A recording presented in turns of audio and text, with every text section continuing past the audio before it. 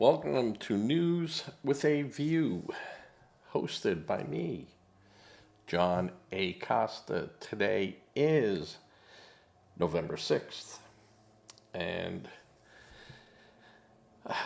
today we're going to be discussing the uh, liberal media and the Democrats.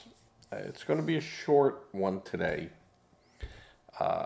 I'm also probably going to touch on the shutdown, which now is in the longest in history. But I want to really get in on the liberal media spin on the election. I just can't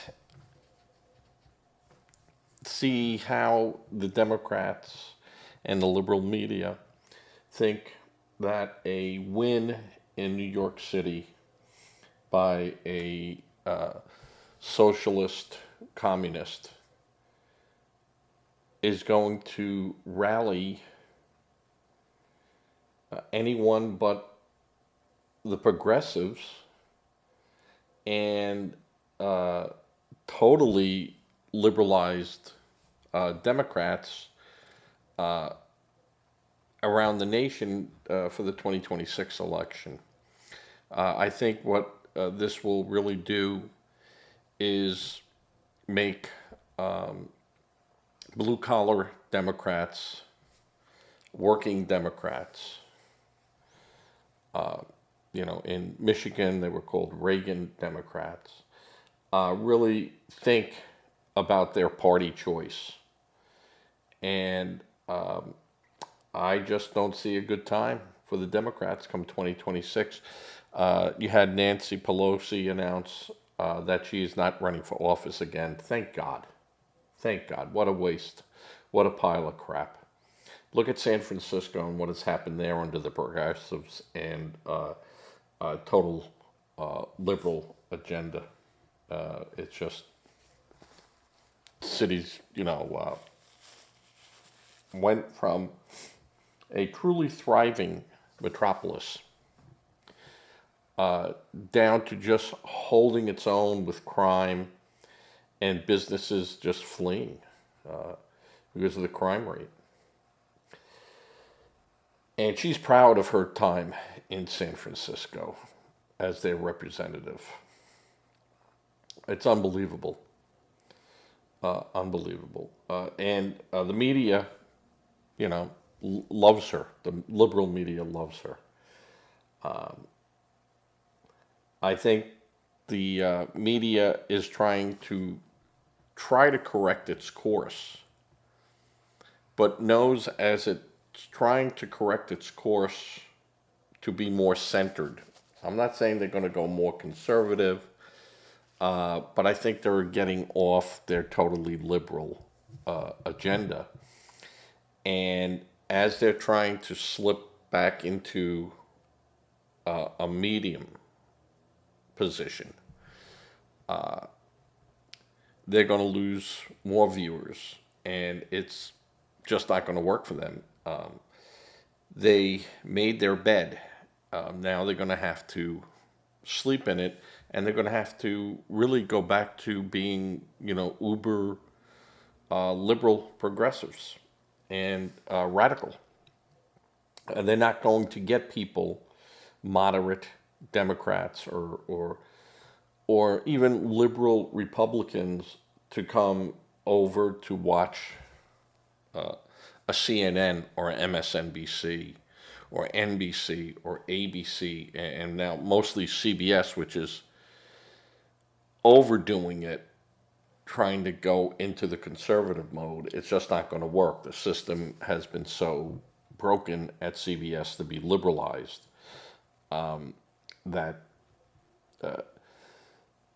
unless they're going to tear it all down and try to rebuild it and just bring over conservative talking heads for eyeballs, that's their only hope. The producers there are uber liberals, and they have to go. The company itself is solid. It's like a cancer. You have to go in there and get it out. Just cut it out. Face the pain, cut it out.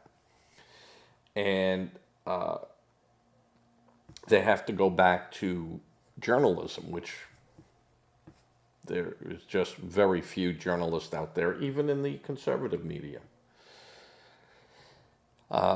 Very few what I would call journalists. You know, they have people writing their stories for them for the most part, and all they do is read. You know, they say, "Hey, look this up," or "This seems interested. Go research it for me," and then come back and we'll punch it up together. But there is no real journalism out there. There's some journalism out there. Some newspapers still have journalists, but newspapers are a thing of the past. Newspapers are silent movies. They were nice to look at and interesting, and then they're gone. Over the air television, you see what's going on with that. Though I see possibly a regrouping as companies like YouTube and companies like Amazon and trying to get into the marketplace of television and producing their own shows.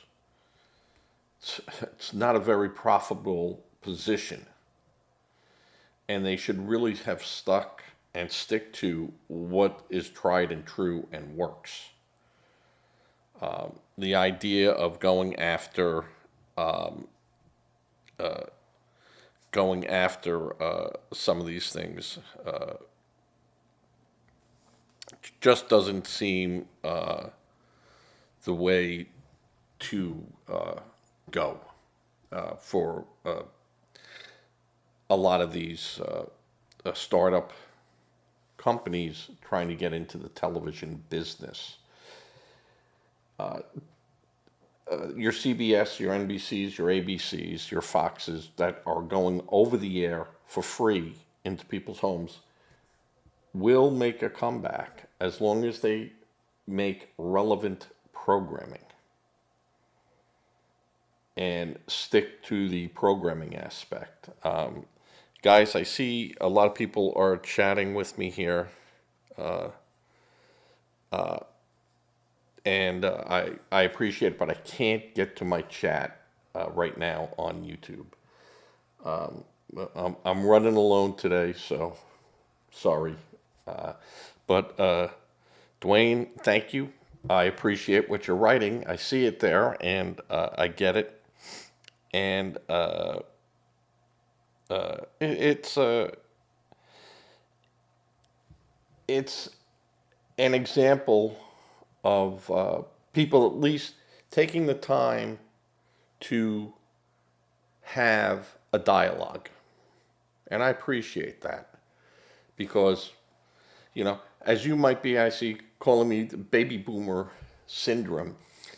I'd like to just put out there that in that baby boomer existence, Dwayne, is experience and knowledge to see what has gone on in the past, what is going on now in the present, and where I think we're going into the future. But I appreciate everyone who leaves me a message and who uses dialogue and facts to present their position. As I've said before on my podcast, this is not a debate because no one wins a debate. Each person thinks they win. I made my points. Where the difference is persuading someone to look at your position and go to it. So, but I think that news broadcasts today, They just have to get back to what really worked. The true issue is you have people like myself that for a few grand can set up a television station and have no one to answer to, have no one, no, this is a non-monetized channel, so I don't have to worry about, doing something and offending a sponsor. And where we can now reach out to people who, unlike the baby boomers, are embracing the internet and going there to find their information. And even that, even someone like me, I do fact check. I do use the Constitution. I do go out there and I do try to find facts that I could speak about. But if you just went on Google to find something, who's saying that Google isn't being manipulated, or Wikipedia, or even Grok with AI? It's the old saying is seeing is believing, but now are you really seeing stuff that you could believe? Unless you're there and see it and eyewitness to it, and the people that are now bringing that information to you is hands off of it and just giving you the video and audio and no commentary, no nothing. It is a changing place for the news. It's instantaneous, it's focused, and in a lot of times there's not a lot of fact checking. It's the first one over the finish line. Who gets it out there first? Who gets the most amount of eyeballs? And at one time, I really did enjoy watching CNN because they were able, and it's just an interesting,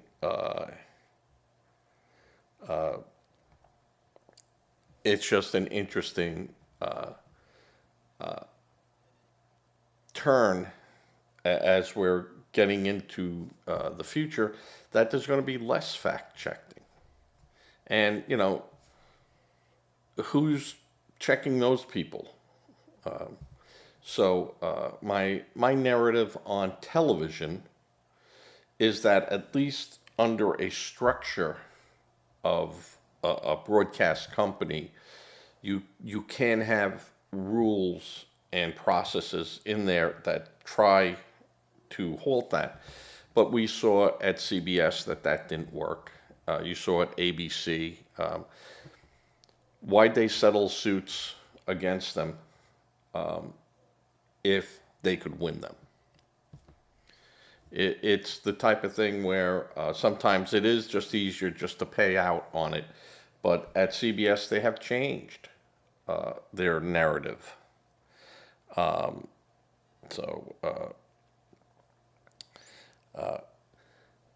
The idea of and I get the idea where people say, TV is still the largest means of getting information to people. It's still the easiest method, or they wouldn't be selling television sets. And I know you'll have people go, well, you could hook the internet into it and you can push into and you could do that. But I would say mainly probably for the next 10 years, television is the broadcasters are the main means of getting out to the masses. Not everyone uses this 24/7. A lot of millennials do, and a lot of kids use this to get their information. And you can see that you can get your information from anywhere. But broadcast television probably will still be the most reliable place for it, even though It could be very skewed. We've seen it. And you could make the argument that television today is better than it was yesterday as far as news because they have a much greater instantaneous reach. But when you look at you don't have your Walter Cronkites, you don't have your Edward R. Murrows that were on the ground. They were there. Dan Rather too. As much as people don't like Dan Rather, he was a newspaperman. His claim to fame was the Kennedy assassination, and he went from there. And you have a lot of people in the news in the past that were newspaper people who then television brought in front of them. And they knew how to write a story. They knew how to, they had contacts. They had people that they could go and get information from. You don't have that today. A lot of the information that people gather now is public information, or they steal it, which has always been the case. I mean, nothing new about that.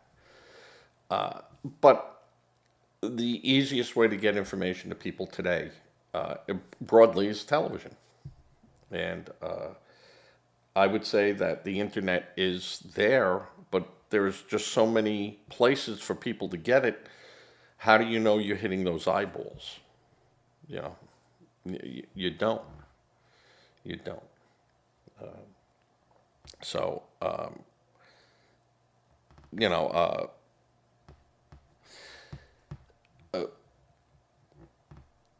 there are a lot of people that don't watch television today because they're working. The demise of soap operas and even game shows is because you don't have the housewife staying home anymore. Housewives are working, and children are in school.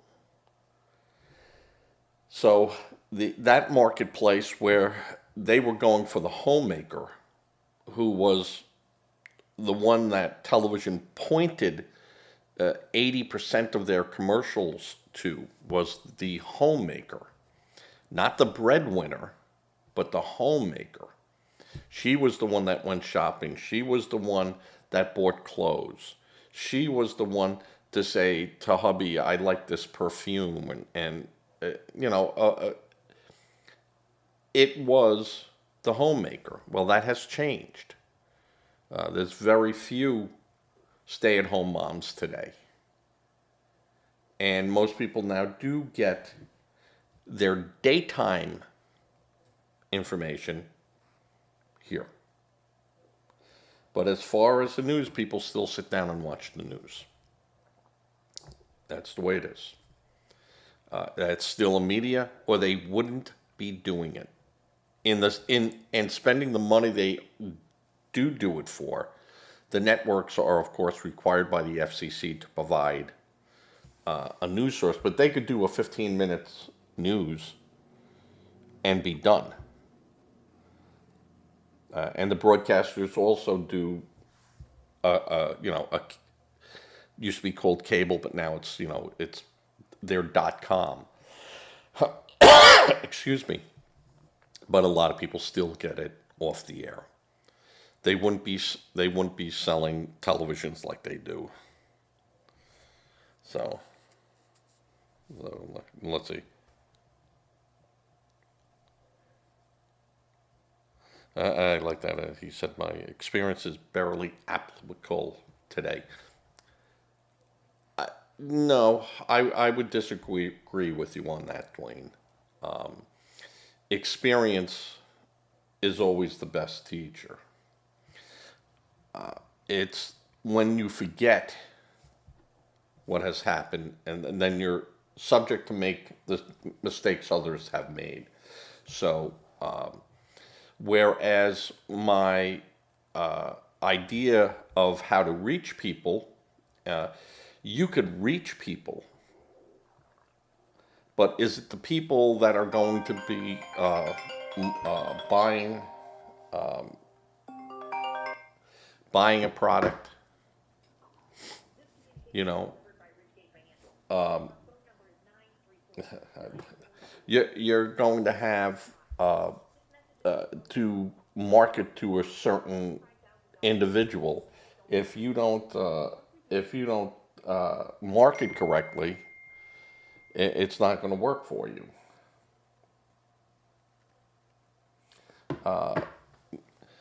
And you're not going to be able to show that sponsor that your show is relevant to their product. If you were during the days, it was always hair stuff or you know grooming products, washing products.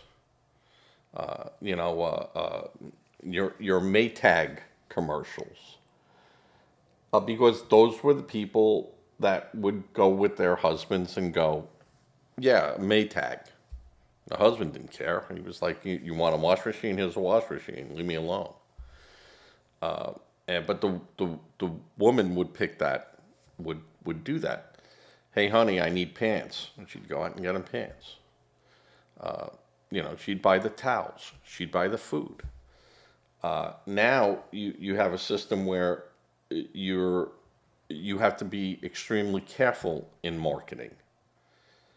And you also have to be extremely careful on, how you brand your product and who you brand it to. Don't think so? Ask Budweiser, right? Ask Disney. Ask these people that have gotten bitten. And a lot of that was fake bites, because I could write a program today that just sends out, hey, Procter Gamble, I hate your product. I'm not going to buy it because you are supporting this group. And they don't know whether that is true or not. All they know is that they're getting all this information. And the same is true on any of the internet portals that you could reach out to people. They don't know if those are truly representative of the people. You had paid protesters. 500 people today, got in front of, General Electric.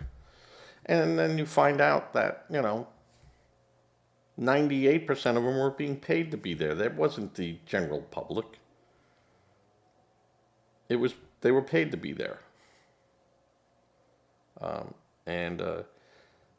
This was proven, it was discovered because the same people started showing up at all these different protests. How could they be, at this protest and then at that protest, and this had no correlation to the other protest.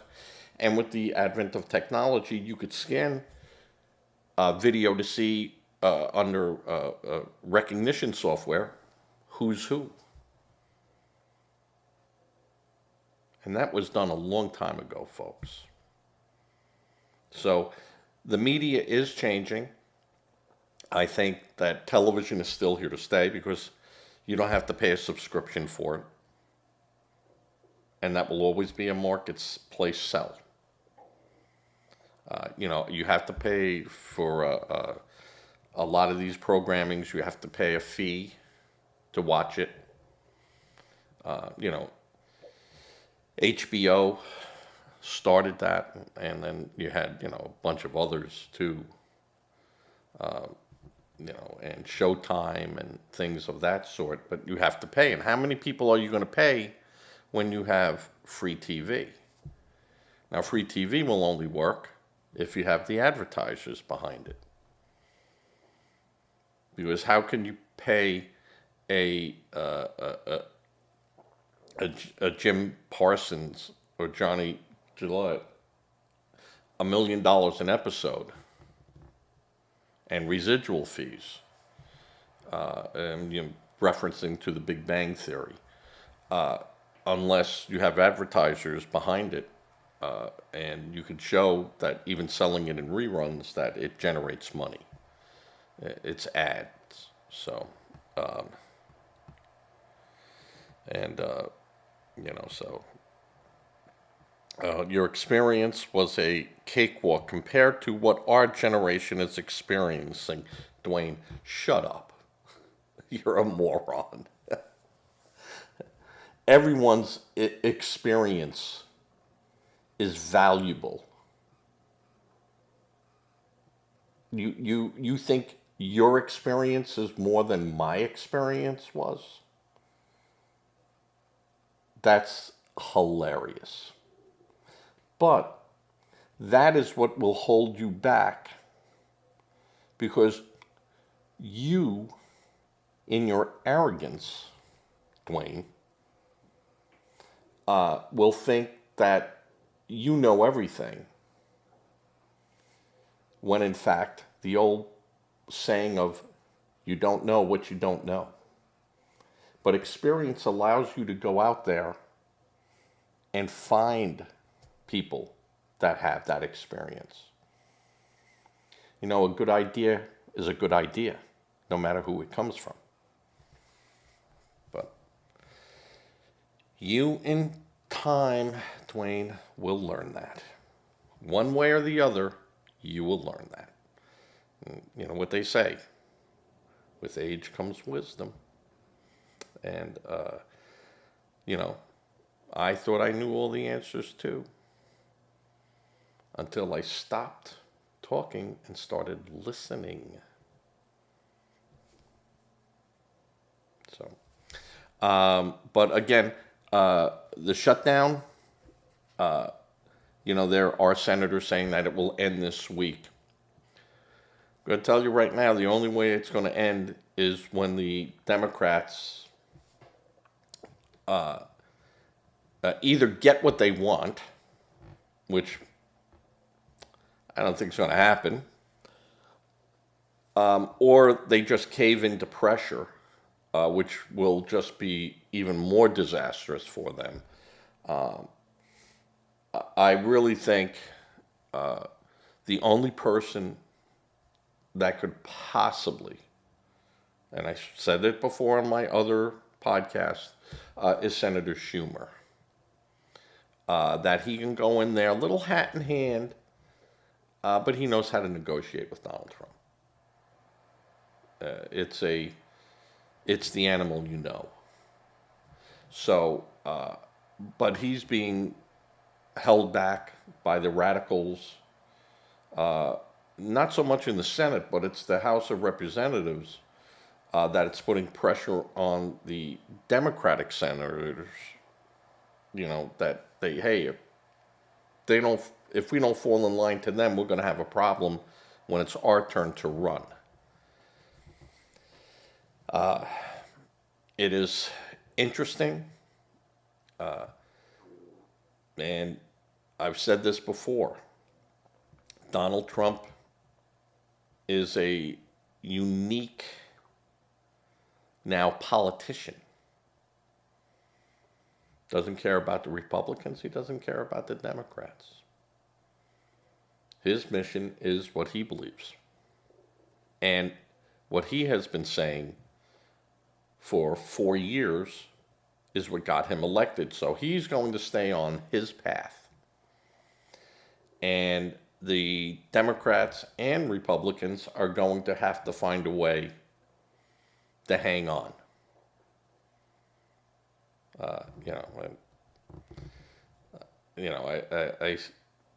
You see politicians that, they're weather vanes. Whatever the wind is blowing, that's where they're pointing. Lindsey Graham, perfect example. So, and as I said before, I'm not a staunch Republican. I'm a staunch conservative. I'm a Federalist. I use the Constitution. I use common sense to draw my conclusions on things. And you know, you hear from people like Dwayne, who's chatting. And Dwayne, I appreciate it. I'm glad. I like some of the things you're saying because they are talking points that are relevant. Uh, he just sent me one. I'm just glancing over the best I can with these OED eyeballs. Says that his generation can't even afford to buy a home. When I was making $6.80 an hour, I owned a home. So it is possible. It is possible to own a home. Is it easy? No. No. Because there's so many other factors in owning a home today. The price of insurance or even finding insurance. Yeah. Unattainable in some areas. And for most people, it's becoming unaffordable. But that's not because of the Democrats or the Republicans, Dwayne. That has nothing to do with that. It's a lot of building on property that has never been made to be built on. You know, you build inside a forest and they can burn. You build on the side of a hill, well, you could have landslides. Beautiful views, but, you know, you're taking a risk. You build on the seashore in Florida, the Carolinas, or Gulf Shores because you want that perfect view, and you get a hurricane roll through. What do you think's going to happen? And you have insurance, and they got to pay. And where do you think that money comes from? Yeah. So a lot of it isn't to do with political, it's people. It's a people problem who want to live in places that they should not be allowed to build on. Or if they do, they're the ones that take the risk in the insurance. You want to live on the ocean? Well, you have to take out a special policy and you're going to pay for that.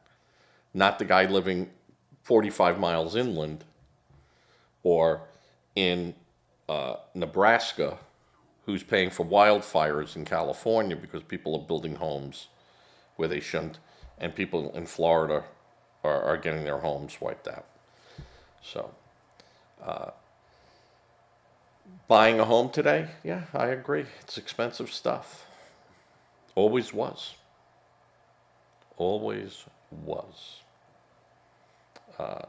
And I don't know what your educational background is. Are you, you might have what was considered a blue collar job, and you could buy in a Levittown, New York, $6,200 house. You can't do that now. And education today doesn't guarantee you an income. And that's for sure. Just ask anyone sitting with a master's degree.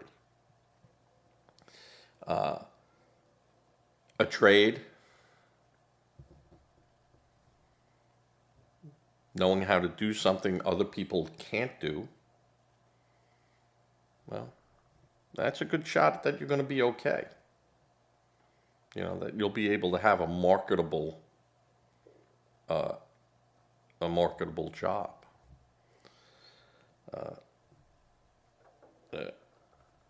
Is AI, could your job be replaced by AI? I mean, you have to look at that today too. And it's an interesting spin on things. I mean, you could even have AI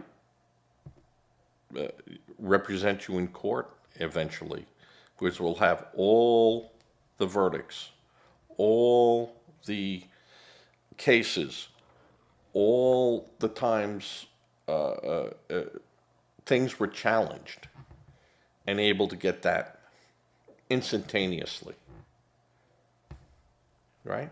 It's just data, and it's how that data is harvested and then brought forward.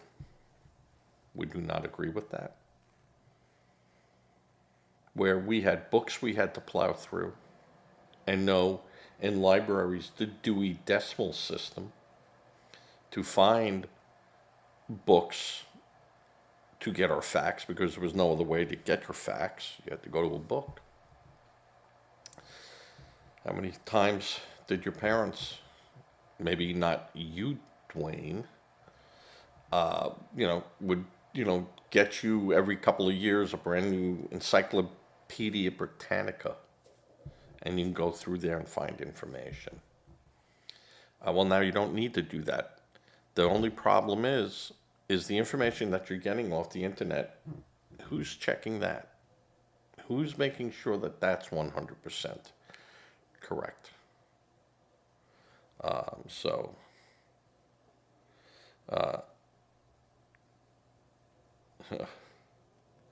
Okay, the stream won't replace the family you pushed away with your television narratives. That was one of the, you're too proud. No, no. And maybe at one time you were proud. Everyone's proud. Pride comes before the fall, right? But I use experience. And I'm not afraid to ask someone for their experience to fill the gap of my inexperience.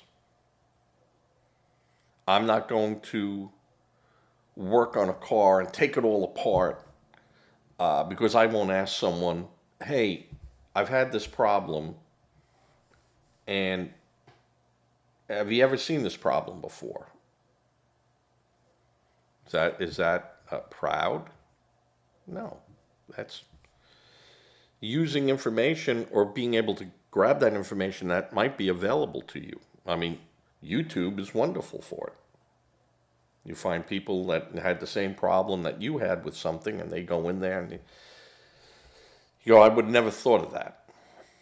So I'm not too proud to go and seek an answer, or at least more information to make an informed decision, and then to base my opinions on. So opinions based on facts are great. Opinions based on emotions, yeah, it happens. We all do it. We all have emotions. It's what kind of keeps us in check. But the idea, of people, well, this is what it should be. Yes, I would agree should people be starving? No, people shouldn't be starving. Should people be sleeping on the streets? No. But is the answer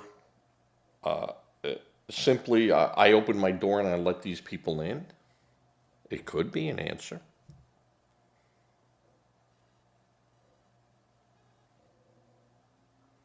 Should I let so many people in that I become homeless or hungry? Or my family do without? Because I have taken the time to get an education and experience so I can provide.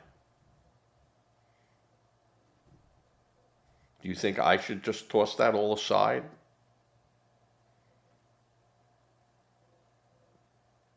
And if you say yes, then, I can't argue with you. I won't argue with you. I won't debate it with you.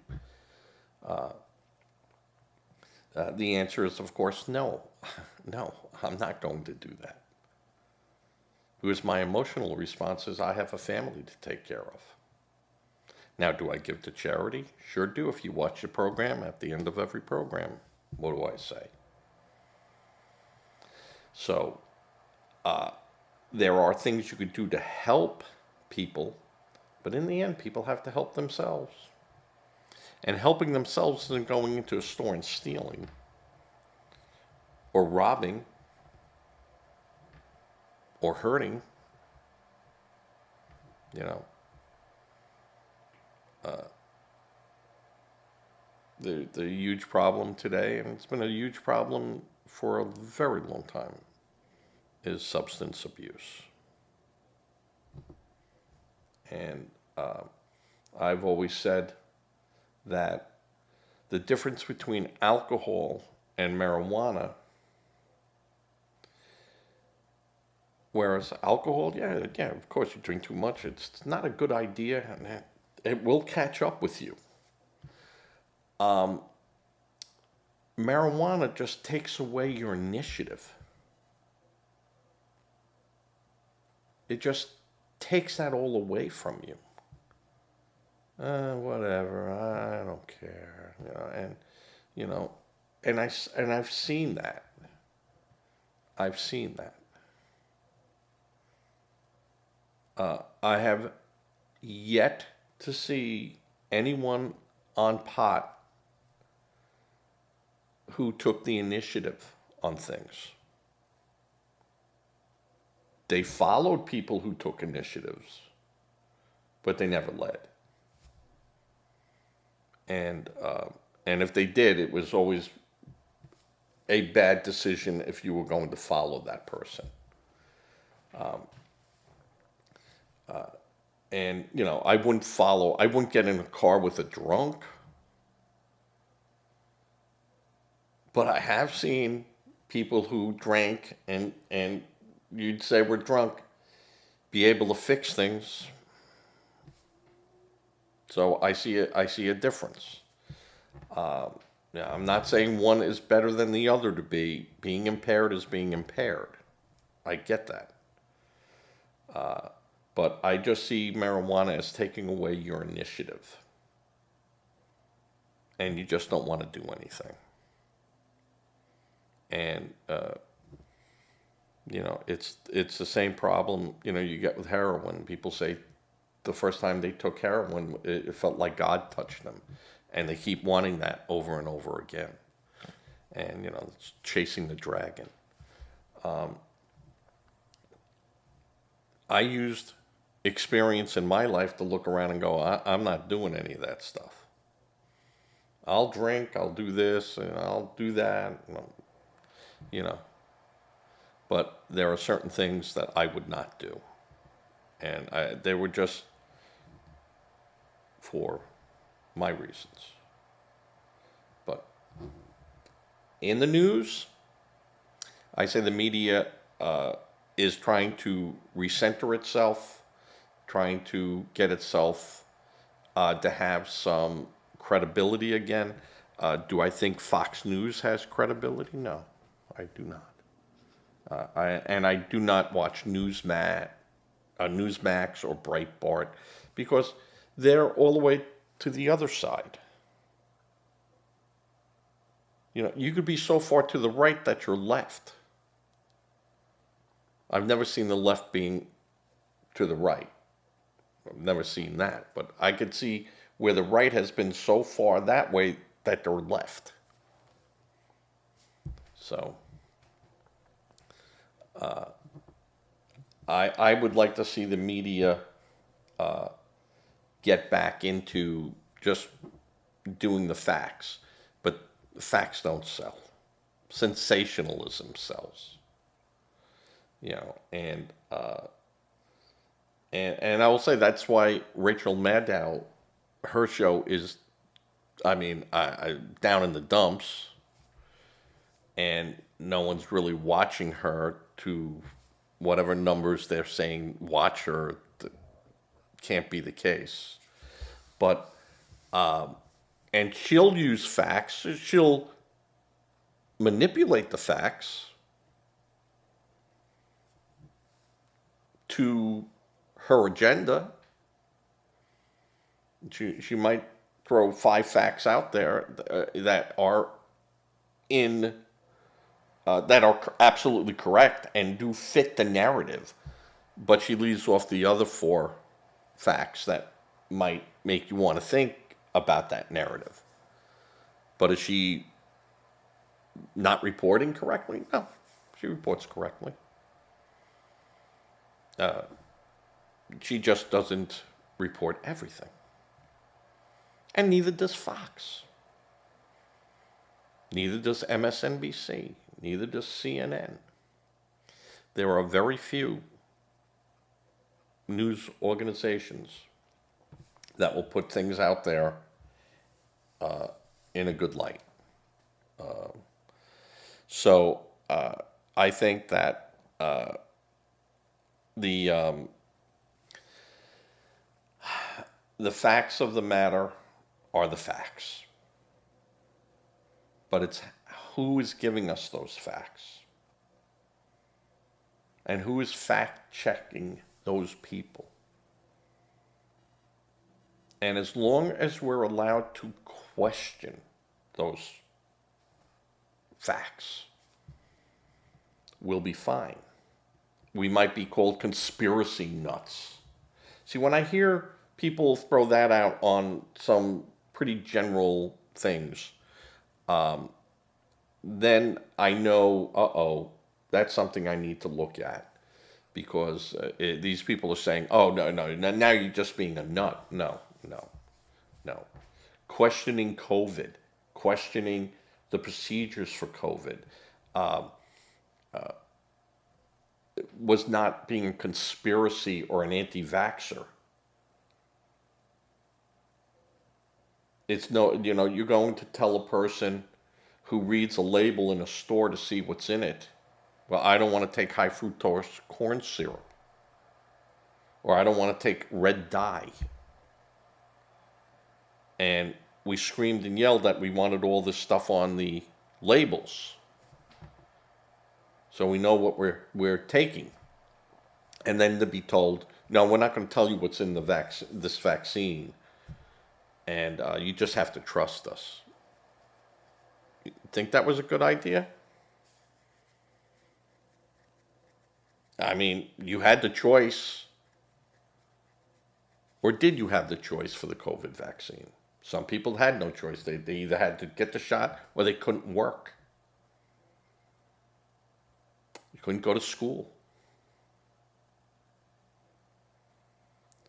We couldn't go to our religious places.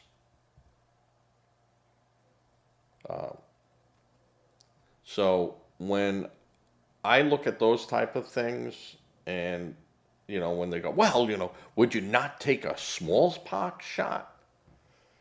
Yeah, no, of course I took a smallpox shot, and I made my children who were eligible to get the smallpox shot to get it, because experience had shown me what happens when you don't have a polio shot or you don't have a measles shot. My experience taught me that no, that's get the shot. To have a new form, and it really wasn't a new form of delivery that has been being worked on for years. It's just that there was no data available to say, is that going to be safe? Is it safe 3 years from now? Is it safe 5 years from now? What does it do to me? If it's changing things inside my body that normally my body would trigger a response to an invader, and this now is faking the body and then faking the body's response to it. I'd like a little bit more information on that. I mean, this is bad, and I had COVID, and I was sick. And I was sick for weeks. And I made it through. And I never got the shot. My family, for the most part, did not get the shot. Some had to because they were going to be fired if they didn't get the shot. But I think there wasn't enough information, and then you find out now that everything they were telling you about it, 95% of it was they didn't know. Yet they were telling you at the time, no, we're 100% certain. So again, as long as we can check and we have a means to question, to find answers, we're fine. We're fine. It's when they stop allowing us to ask questions. That's when you're not going to be so fine, folks. And you had people, Democrats, who wanted to lock people up in special camps because they dared question COVID. Wanted to take away all your benefits, Social Security, everything, because you dared question COVID. Their answer for COVID. So, be careful. Think. Use your noodle. If it sounds too good to be true, chances are it's too good to be true. All right. This has been on now for 51 minutes. I don't know who this person was that was talking to me. I don't know if they're still on. Dwayne, Mountain Dew, Herbert Camacho. But whatever. You took the time to look at it and make your comments, and I appreciate it. I think that was nice of you to do. But I appreciate everyone who leaves a comment. I wish, if you like the show, subscribe, or at least watch it. You don't have to subscribe. I mean, it's nice if you subscribe because I could send you messages and things, but this is not a monetized channel. Yeah, who'd pay anyone on these channels? I don't get it. But it's not monetized, and I doubt if it ever will. But I do appreciate you being here. We started off the show talking about the Democrats and media, and I'll end with that you have the media running around saying this is a great day for Democrats. They're going to show Trump who's boss. A mayor is not going to show Trump anything. A governor is not going to show Trump anything. The people that can show the president anything is, the House of Representatives and senators. And those senators and House of Representatives also look at, hey, Trump won. That means I got to think about, that 4% that's out there, I got to think about that. And the media is running around saying that this is going to, hurt Trump, and absolutely not. Like I said before, I think in yesterday's podcast or the day before podcast, I said the Republicans couldn't be happier in the RNC. They now have a poster boy in New York that they can run around and go, this is the problem with all Democrats. You have Bernie Sanders' arm around him, running around going, this is what should be happening all across America. Yeah, that might be the worst thing. John Fetterman is saying, hey, that's not the model the Democrats should be embracing. If New York City wants that, New York City wants that. He has no problem. That's voting. He makes sense.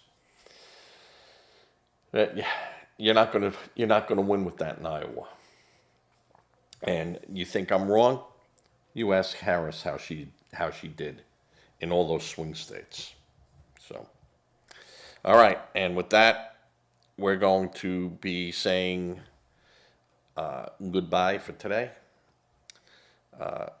This is going to go up in about an hour on my regular channel. Right now it's up live and people are viewing it, so I'm happy for that. I will be asking you to give to a charity of your choice. Always checking out. Never respond to a charity. You reach out to a charity that you believe in and that you have checked out. Don't become a victim helping a victim.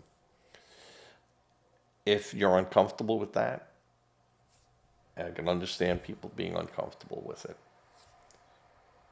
Buy a couple extra cans when you see 2 for 1, whatever, and boom, boom, and give that to a food bank. And you might say, what is 5 cans going to help someone? Well, someone with no cans, 5 cans seems pretty good. And you could also ask those food banks, whether whoever runs them, don't care who runs them, if they need clothing, if you have old clothing that you're never going to wear again and they're in good shape and stuff, empty your closet out a little bit. Ask some of your neighbors, ask some of your relatives, you got any old clothes, and let's pack it up and give it to these people. And don't use judgment that these people put themselves into that and stuff. If they have children, the children had nothing to do with that. And hungry is hungry. So cold is cold. Doesn't matter. Let's go out there and help some people the way they should be helped by the community. Okay, with that, I'm going to say, I'm going to fade away here, and I'll start the editing process right after I fade to black.